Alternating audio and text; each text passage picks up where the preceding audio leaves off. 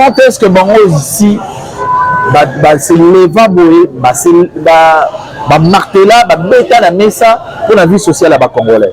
Ça c'est pour éveiller la conscience congolais. Faut comprendre que bateau est bien bokadisaka auto eliraka auto votaka na bokanisaka to sala bakendaka po balobaza lobeli ya peuple. Par contre bakendaka po bango c'est remplir de poche. Qu'il soit destitué. Ce qui est destitué, Congolais surtout et qu'on voit ici que ça va changer, sinon les intérêts d'une partie à Batou, les intérêts politiciens, les intérêts à Kamorobo, aux populations, alors c'est quelque chose vraiment, alors vraiment de pas bien. Boluka intérêt à la population et non à intérêt à les députés nationaux, l'un des députés à l'Obaki qui a inconscience.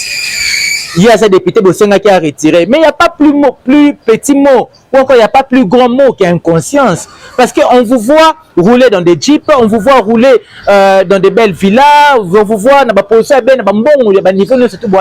mais que la population, pour qui vous êtes député national, pour qui vous êtes les représentants, à vivre en avis, à vivre en haut. En tout cas, c'est très désolant et c'est vraiment, vraiment alors très décevant.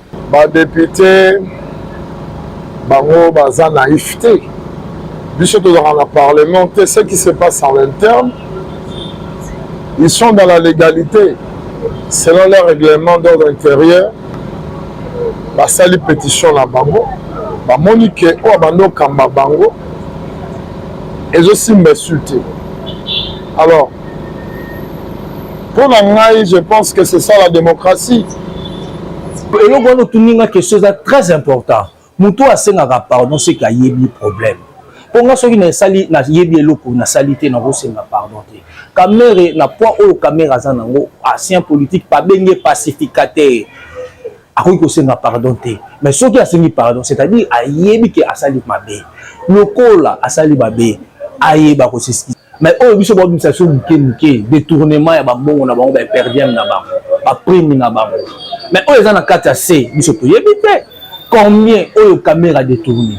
Ba cité en route ba et député wana obiso to voter au moni ndeko na ngai nani journaliste ba député oyo merci pour la bango baza koyana pour na kovoir misambu ma ba poche na bango na ba libota na bango mais baza ko sala musala ya rôle ya peuple ti soki ba sala musala ya rôle ya peuple bazonga toza ko zela bango. Souvenez-vous le discours à Liboso et à chef de l'État, alliance cash. C'était qui o atanga komonae après la nation, c'était qui? C'était VK. Pourquoi? Il a un poids politique tellement que les belés vont la gêner. Tu m'as demandé au salam. Malgré ça, sur la table, tu as lutter toujours. La preuve tangible qui nous voilà à gérer ma béawa, à Zagin Mongoboé, Bayanango. Mama nanga ya sika eye ya kaka babi Adida de London TV. Mwana moka botami babi beba sika botami. Bana Kin, bana Londres, bana États-Unis, bana Afrique du Sud, monde entier mobima. Na osenga na binoka bo s'abonner massivement na chaîne moko bolinga mingi. Adida de London TV. Concernant la situation à Caméré, c'est très déplorable de voir, excusez-moi les termes qu'on a utilisés, l'immoralité de nos députés nationaux, parce que le voir comme ça la pétition pour la destituer Caméré, parce que on a des propres intérêts à Bango. En ce qui concerne l'émolument à Bango, l'avantage à Bango soit étant que parlementaire. Mais ils oublient la souffrance de cette population et élire Bango. Va tenir compte de la social, il y a des Congolais, va tenir compte d'un problème, il y a guerre dans l'instabilité, va tenir compte peut-être, il y a vie sociale, il y a des professeurs, il y a des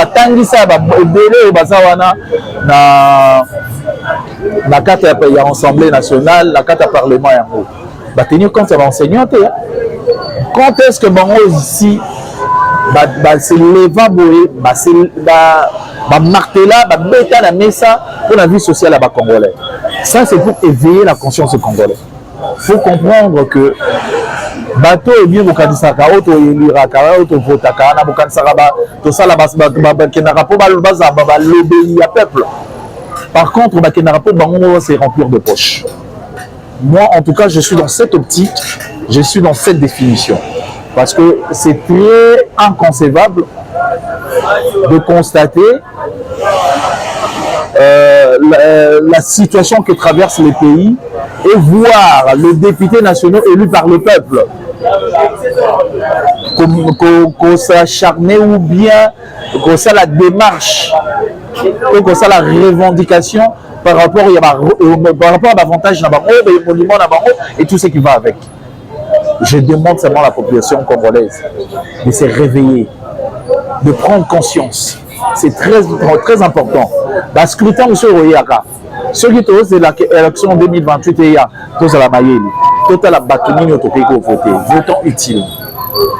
Je suis en train de réveiller la conscience plutôt congolaise. C'est très important. Bota la bateau te vota. Bon mon avis au toza pour vivre misère aux anakata pays. Situation à est à pays. Tozo mon ani batu basan ko kufa. Tozo mon ani RDC zo se division té. Mais batu wana na pas à la concentrer. Faut bailler ba ndengeni to ko récupérer mboka na biso. Ndengeni to ko za la bomoko. Ndengeni to ko consolider notre pays.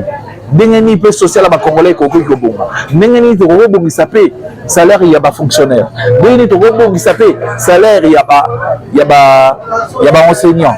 Tout ça il nous emmène dans un terrain d'inconscience. Donc nous Charlie assis tout à l'heure, ça va inconscient, mais ngai na benyango immoralité. Pour comprendre immoralité, oyo ba lobeli ya peuple bazanango. Le moniteur est comme bakana bango, le moniteur est comme une situation na bango ndengeni batelemi. Ba ketina niveau ya ko ça la pétition pour ba destituer Vital Kamerhe, président et assemblée. Alors moi je ne suis pas là pour défendre Kamerhe, je ne suis pas politique, je suis apolitique, mais je vous fais comprendre, je réveille la conscience de nous, la population congolaise, auto vota, auto benga parlementaire na biso, auto benga na lopoto mususu ba député. Bon, des pays de part et d'autre concernant situation Kamerhe, pour les uns, je pense que les karma, pour les autres non. Donc là, si on a mettre à la vie, la moni, et ça, il karma, et ça, le rouage politique. Dans notre pays, quand on cherche à couler quelqu'un, on va les taxer de tout le monde et de tous les problèmes et de toutes les situations. Pour que quelqu'un soit écarté dans la scène politique. Et ça, un système qui n'a pas commencé, qui ne date pas d'aujourd'hui. Système, hein, ça date un peu de longtemps. Je peux dire aussi, tout le monde a même la fin et le régime passé. Alors, tout le monde a c'est le même rythme, le même système qui continue dans le régime Oyo. Alors, je me pose la question d'où est la démocratie. Et je dis pourquoi pas Kotika Batouba a la liberté d'expression. Certes, oui, on doit dire c'est de la politique, mais nous ne devons pas tous être avoir cette politique machiavélique, la politique de Machiavel. Il faut un solo et zalaka na katia politique na biso. Parce que je pense qu'ici, avec tout le monde a droit d'une liberté d'expression, tout le monde a droit. Il y a que ça ma propre jugement et d'entendement. Alors, ceux qui en l'encontre, il y a un vouloir, il y a un désir, il y a un régime en place. Beaucoup de monde a une guerre, au moment où on a la création, le montage, il y a un problème de part et d'autre, à Zongisa Kiboy, à Balola Kiboy, à Kitisa Kiboy. Il y a un monde tout à l'heure. Il faut que la population congolaise soit éveillée. Ceux qui aussi lesquels ils entendent, préféré subir, mais la jeunesse congolaise. Oyo, à venir, il y a ces pays de pouvoir se conscientiser, de pouvoir devenir conscient, plus conscient, pour qu'à l'avenir, Basala vote utile. Parce que le monde régime les autres. On ne doit pas se voiler la face. Je pense que point de vue dans Zaki. Voilà, moi par rapport au dossier Kamere, c'est très désolant. Et ça n'a pas si que dans notre pays, une institution comme l'Assemblée nationale est comme la pièce de théâtre pour les intérêts politiciens. Je l'ai dit, pas pour le compte de l'actuel président de l'Assemblée nationale, je l'ai dit pas pour le compte de qui que ce soit, mais je pense, puisque j'ai vu dans la population, je l'ai dit au nom du peuple. D'abord, en ce qui concerne la motion, est-ce que l'initiateur de cette motion a eu le temps de pouvoir rencontrer les peuples pour expliquer Bango les bien fondés de cette pétition? Qu'est-ce qu'on reproche finalement à l'actuel président de l'Assemblée nationale? Est-ce que la motion contre les 5 membres de ce bureau va apporter quelque chose de nouveau à la population? Ça, c'est la première question. Oh non, c'est vraiment les Congolais, même les députés, pour réfléchir. Est-ce qu'aujourd'hui, si Kamere n'est plus président de l'Assemblée nationale, puisque c'est de lui qu'on parle, est-ce que ça va changer quelque chose? Depuis, en tout cas pour parler de cette législature ou encore de la législature passée, de ces régimes, est-ce qu'il y a eu déjà au niveau de l'Assemblée nationale quelque chose, une initiative ou encore un projet de loi ou encore une loi, soit qu'on aurait créé ou encore qu'on aurait insisté à son applicabilité pour que Makambo Tambola. Nos députés, vous devez savoir que vous êtes là pour le compte du peuple. Vous devez retenir que Bozawa n'a pas par rapport, il y a un intérêt Nabino. C'est vrai, peut-être parce que Mukolo Salara campagne ou l'attaque tel. C'est vrai parce que maintenant là, vous appartenez à un camp qui est au pouvoir. C'est vrai, peut-être parce que vous êtes député Lelo, parce que vous êtes Moutouyatel, parce que Kangamagana Moutouyatel et que l'union sacrée, puisque les pouvoirs sont Bango, vous êtes le député. Mais en réalité, dans la logique des choses, vous êtes député national, représentant du peuple, par rapport à l'aspiration à peuple. Lelo, on attend, hein, ça s'est dit partout que Vital Kamere aurait favorisé intérêt à peuple. Et que Bino, par rapport à Wana ou bien intérêt na Bino, par rapport à Jeep ou encore par rapport à augmentation de monument na Bino, Bomoni qui est Zalimabe. On doit se poser des questions. La première question, en tout cas j'insiste sur cette question, quel est l'intérêt de la population derrière la destitution? Bon, on va parler du bureau et l'Assemblée nationale, mais la personne visée, on sait tous que c'est Vital Kamere. Quel est votre intérêt par rapport à Yango? Qu'est-ce que vous avez derrière la tête par rapport à Makambo et Zolekan? C'est vrai, la population, en tout cas moi personnellement j'ai peur. J'ai peur pour nos enfants, j'ai peur pour les étudiants, j'ai peur pour les jeunes. On sait tous que Moutouné se soit comme député, c'est pour s'enrichir. On sait tous que les lobes Moutouné comme politicien, c'est pour chercher que famille naïe et Zalamalam. Vous allez passer. Comme on a eu le temps de Mobutu, on a eu le temps de Kassavou, on a eu le temps de toutes ces personnes qui sont passées au pouvoir. Ils étaient aussi à votre place. Aujourd'hui, Baza o Bazali, Baza o Bazate, là n'est pas le problème. Mais il y aura un temps où vous allez passer. J'aime bien dire, les riches ont leur passé, les pauvres ont leur avenir. Qu'est-ce que vous allez léguer, vous en tant que politicien? Qu'est-ce que vous allez léguer, vous en tant que, je ne sais pas moi, membre du pouvoir aujourd'hui? Oyo, dans les futurs, on parlera de vous en bien. Et ça, vraiment, il faudra que les députés vous réfléchir moi-même. Bandelana, nous vraiment pour réfléchir sur cette question. J'aimerais vraiment que l'initiateur de cette motion explique à la population qu'est-ce que la population aura à gagner après que Kamere ne soit plus président. Est-ce que le dollar va baisser? Est-ce qu'aujourd'hui, le problème de l'embouteillage, que ce soit dans la ville de Kinshasa, ou les sièges de l'institution, est-ce que les problèmes des embouteillages, vous en avez trouvé la solution? Le problème de la criminalité à Kinshasa, vous avez trouvé la solution par rapport à ça? Les problèmes de la vie sociale, les problèmes les conditions actuelles de la population. Parce que c'est pour ça que vous êtes élu. C'est pour ça que vous êtes représentant du peuple. C'est pour ça que Totie Binowana.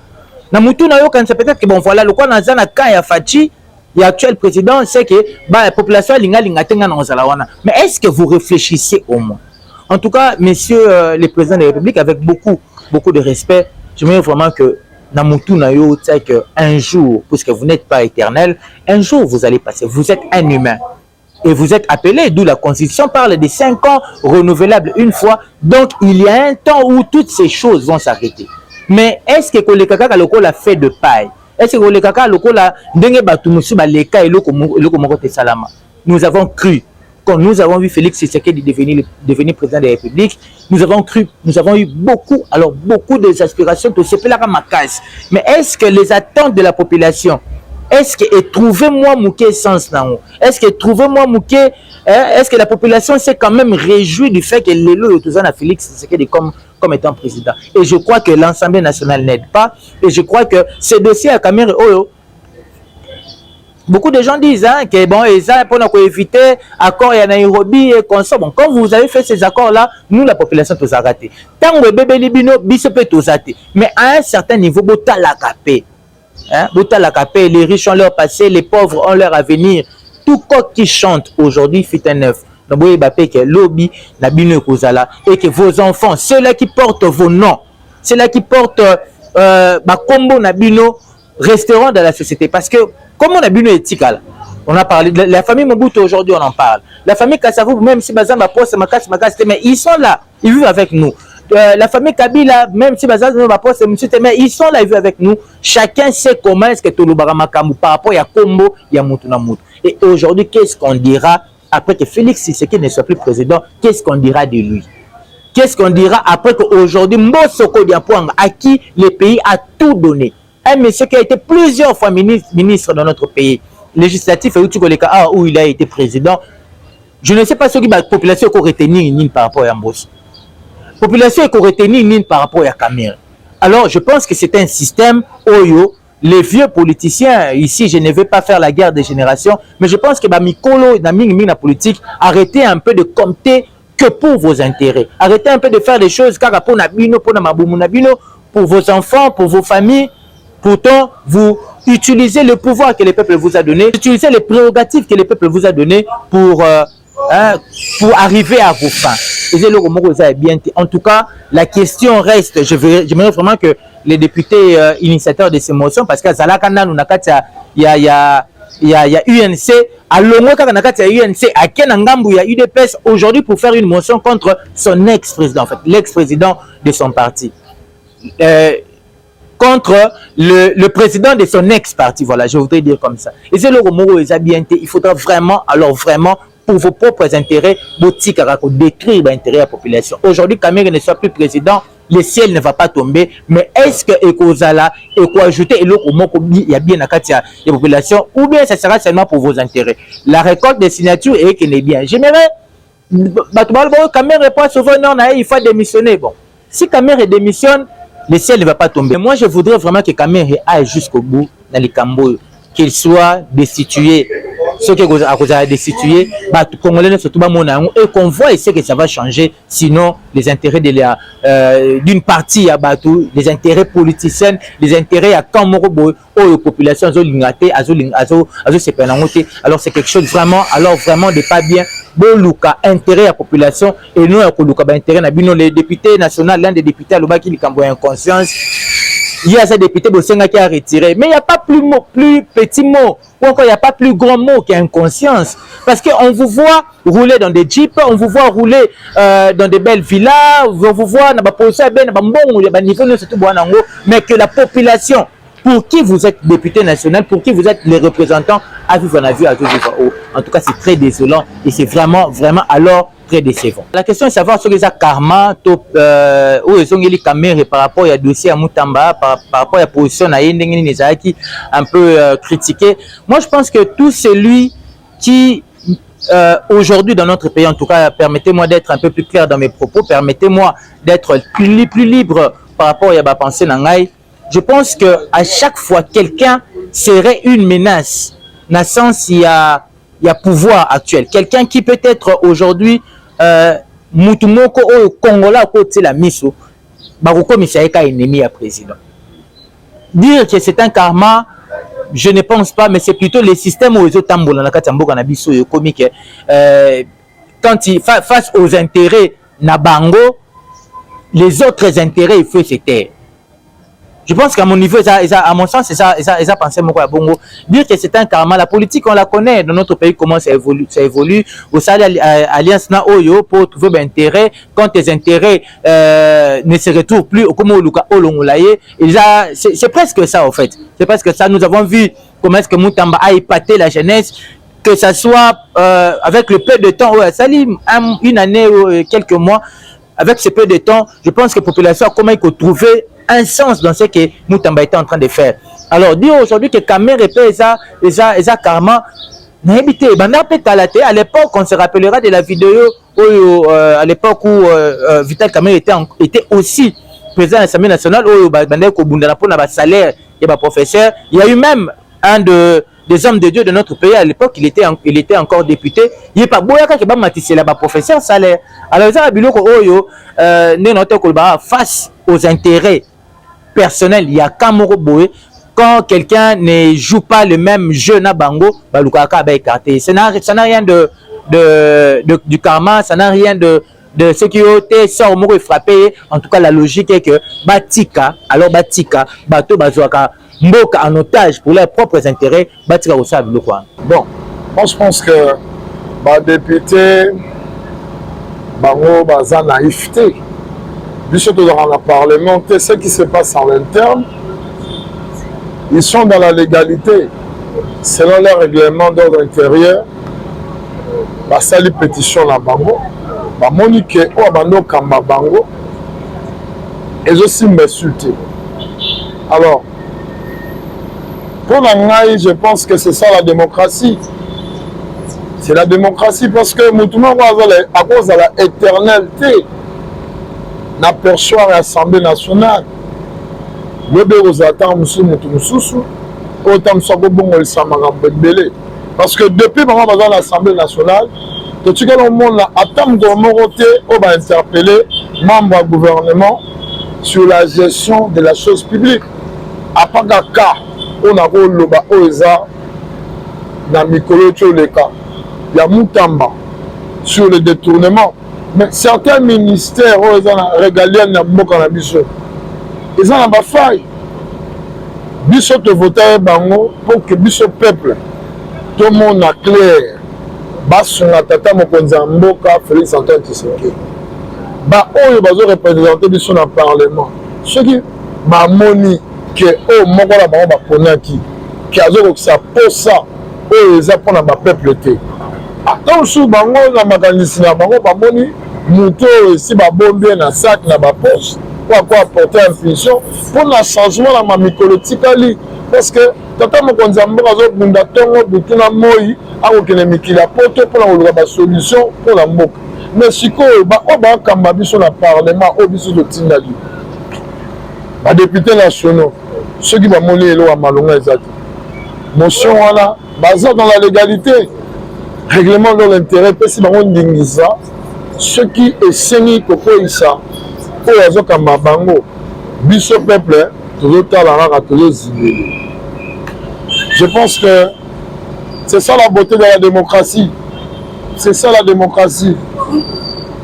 L'honorable Vital Kamer azali moko oyo na niveau ya politique ya mboka na biso asala pe makambo oyo lelo oyo biso toyebi mais lelo bandeko oyo aye oyo bande okamba na niveau ya parlement bamoni ke ezosimba susu te na kosenga na tata Vital Kamer aza motema monene yango oyo babengi beauté ya démocratie.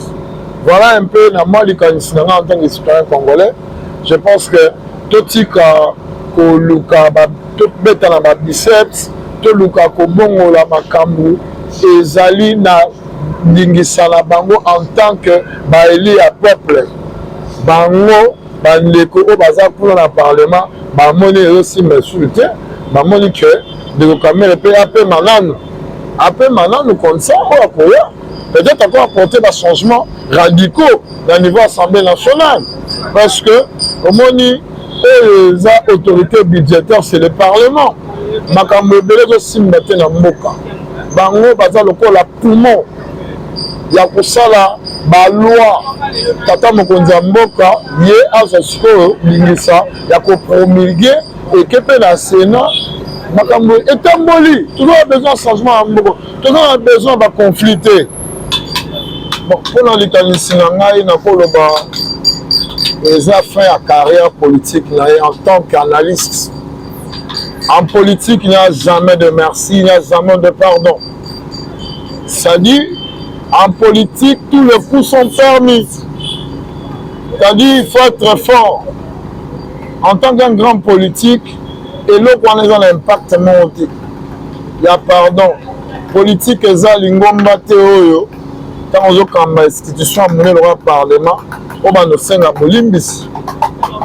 Bolimbis, les députés, les pétitionnaires, est-ce que bango bakoyo kango? Bakoyo kango te. Pour bango si bazili kanisi, yako po isaye. Pour l'angaï, il fallait garder calme naï.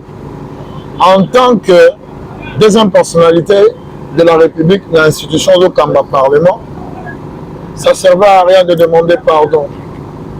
Pour parcours naï, Aza politicien Mounene, pour Nangaï, il avait commis une erreur de demander pardon. Pour pardon, on a surtout na enjeu tous en ango, tous en besoin de développement dans Mboka Oyo. Et le but est que pour baninga basukumio, comme on a bolimbisi ezala solo, tolo puta, il fallait à l'accent que non, c'est une grande personnalité politique. En politique, il y a toujours le haut et le bas. Tant que Tata Mokonzamboka que c'est quelqu'un qui va jouer un rôle important, Tata Mokonzamboka peut ça qui est du bon à notre ministère économie. L'économie peut tout le monde qui peut là, il aura mon tour à tech. Puisque au monde, Tata Mokonzamboka Zali large. Nako pesa mingi confiance na ba to o bazo sunna nzinga na ye atalaki abino na moni Tata Vita Kamere na niveau ya parlement ya ministère économie et simbité parce que le chef de l'État selon Likanissinanga abaneko zela ba résultat très positif pour na mboka na biso oyo Kisasa to banako zela ba Thomson to banako zela biloko kitatalo ba moni que kuna vu que pression ya population ndenge Tata Mokonzamboka a toujours attaché la population nae Fati Beton atalaki abi non il fallait na lukata musuko bongola makanisi mususu pona Tata Vita Kamere Mokonzamboka peut si confiance na ndenge ba vota qui est na niveau ya parlement. Alors pour nangai c'était pas important de demander le pardon. C'était pas important. Pour nous, il fallait garder calme, garder personnalité, pour la ndenge makamuni ezo kendele.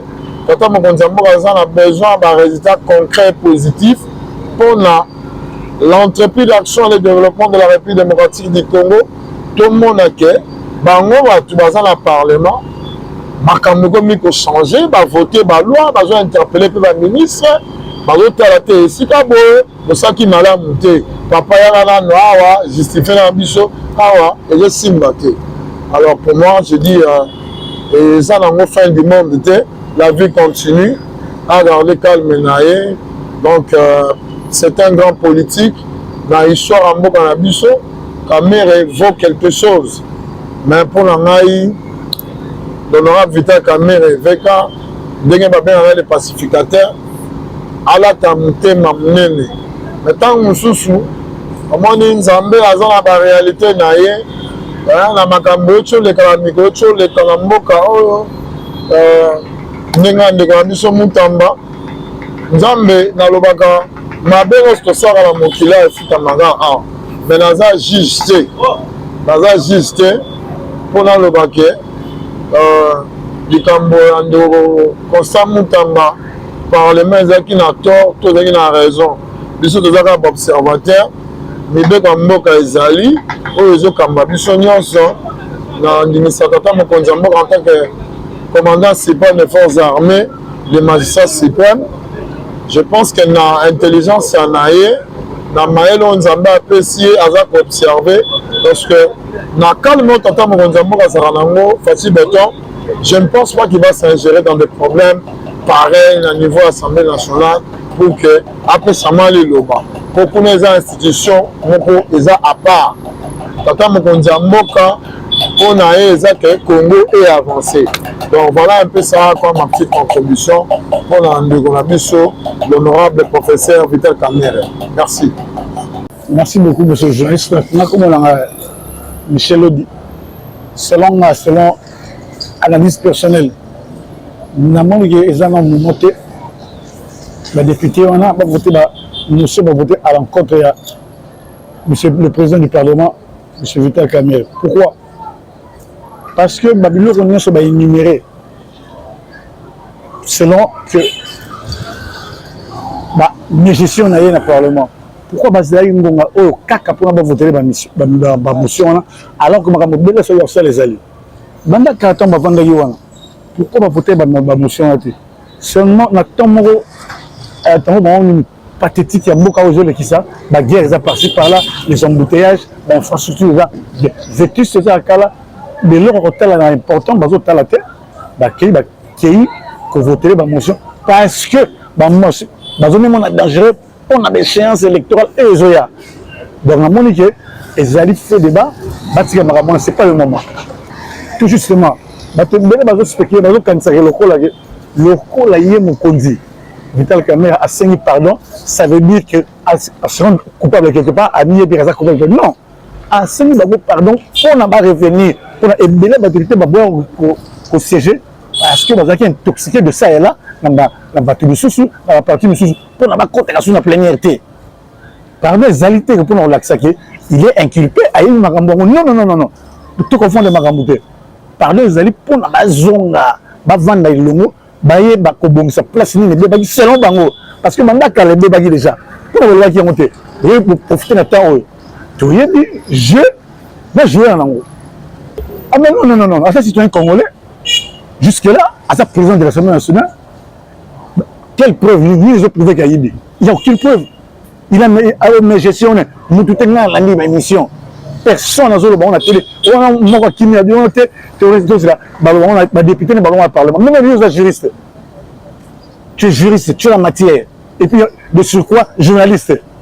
Mais plus de ce matière, on bise sur la population, basant la preuve mortée. Va confronter donc non. Le pardon de Moutamba c'est autre chose.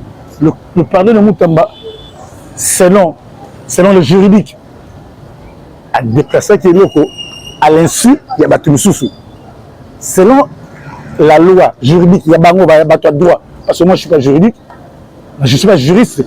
J'allais dire mon exact détournement et le wana il y a on a reçu un pardon mais pardon il y a mon conduit Vital Kamerhe exact pardon qui est au Tchataïbi, on va traiter de tous les noms. Non. Pour eux, il faut faire pour la Moutamba preuve Ezalaki. Mais du tout, on a preuve que non, voilà. Ezalaki a éloigné combien? Il y avait qu'à voir puis preuve la terre. Et mes causes d'émotion, bon, peuple Congo, là, comment peut quand même non mature, il y a une autre cause, c'est autorité, autorité de l'obate. Souvenez-vous du discours à Liboso, il y avait le chef de l'État. Alliance cash. C'était qui? Oh, attends, comment après la nation, c'était qui? C'était VK. Pourquoi? Il a un poids politique tellement que les belés vont la gêner. Tu m'as demandé au salam. Malgré ça, sur la table, tu as lutter toujours. La preuve tangible que nous voilà à gérer ma béawa, à Zagim Mongoboé, Bayanango. Parce que ceux qui me pèsent motion à l'Assemblée, la présidence nationale, ça veut dire le président national a géré ma béawa, ma motion à Bino. Ça veut dire que tout son bureau doit tomber. Tout son bureau doit tomber. Parce que nous avons collaboré, si le président tombe, que le vice-président se tombe. Et non, on va faire tomber le président pour avoir préparé le vice-président ailleurs, la place d'aller, pour avoir dossier quelqu'un, on va favoriser. Les gens vont faire autant à combattre si vous. Pour te bien, on va détourner contre l'été. Il y a des fois, le président Veka, c'est parmi les rares politiciens de ce pays. Les rares politiciens. Les autres sont des politiciens. Excusez-moi le terme. Devant l'argent, tu tergiverses. C'est pas normal. Aux gens la position Moroboé, aux gens aux gens Moutou X. Parce que la personne au Kenya comme Moroboé, yo, bon, Tindika motion et qui est liboso, c'est ça, la trahison. C'est ça, c'est clair. Devant l'argent, l'homme ne résiste pas. Même un homme d'État, il résiste. Les amants trop. Non, le Kolangai, les députés, ils sont des peuples qui font Tarabango. Mais les lots, ils ont un rôle, les députés ont un rôle, ils sont des peuples qui envoient Bango. Comment vous avez intérêt dans Bango. Motion pour le président Kamere, ils allaient normal. Ils allaient normal, les babi au président Kamere, pour ça là, les perdiens, il y a des députés, à ça qu'on nous s'arrêter, bablo comme tous eux, à ça qu'on kanga, ils ont ça la malamouti. Au moins, nous sommes mboka na biso, tout ça qu'on a bonne gouvernance. Pour mboka etambola malamu na mukili nyonso na mukili. Oh, ceux qui gouvernance ya malamu zate peuple a ko souffrir. Biso peuple tout ça ko souffrir. Peuple tout ça na matumbe belé. Oh, l'état na biso ba ko sala la biso, mais l'état na biso ba za ko sala voter. La biso peuple tout ça ko retraiter mingi, tout ça ko yoka kaka ba monta, ba million. Oh, peuple, éducation, ils athées, hôpital, Yamalonga, ils athées, école, ils athées, peuple, Moussala, ils athées, jeune, comme Bakuluna, jeune, Bazagovana, parents. Remarquez-vous, Sikoyo, rôle na biso peuple, autre, Tinda Kabango, pour voter, to voter Bango, Bango Bakina Kusala Nini, na Bango, na Kamere, na président Kamere, Bakina Kusala Nini, pas aider biso. Pas aider biso, peuple tout ça qu'on souffre, tout ça qu'on ébatté ceux qui vivent à bana na biso, biso ba pauvre, oh biso bana ba combo, ba parents ba zengina ba koboté, bana na biso ba kozala ndengini. Pour tout ça qu'on a même peu moyen pour foutre la bango ba mbongo na université. Et ça passe inde konanga. Non, et là on tourne quelque chose de très important. Muto asengaka pardon c'est qu'il y a des problèmes. Pour nga soki na sali na yebi eloko na salité na rosenga pardon te. Kamere na poids au caméra za nango ancien politique pas benye pacificateur. Akoki ko senga pardon te. Mais soki asengi pardon, c'est-à-dire ayebi ke asali mabe. Lokola asali mabe. Ayeba ko s'excuser. Biso pa congolais to na posa ya bato yo baza ko sa perdre biso te.